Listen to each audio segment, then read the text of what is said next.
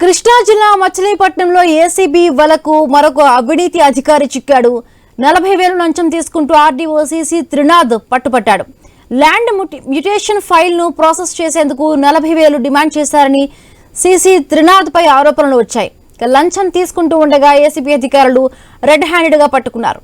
ACB DSP Subbarao ఆధ్వర్యంలో ఈ దాడులు నిర్వహించారు.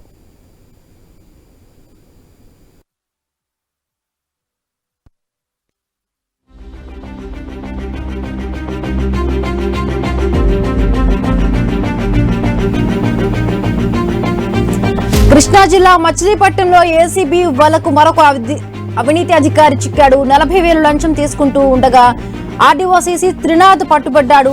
ల్యాండ్ మ్యూటేషన్ ఫైల్ ప్రాసెస్ చేసేందుకు 40,000 డిమాండ్ చేశారని సిసి త్రినాథ్ పై ఆరోపణలు వచ్చాయి. లంచం తీసుకుంటూ ఉండగా ఏసీబీ అధికారులు రెడ్ హ్యాండెడ్ గా పట్టుకున్నారు. ఏసీపీ డీఎస్పీ సుబ్బారావు ఆధ్వర్యంలో ఈ దాడులు నిర్వహించారు.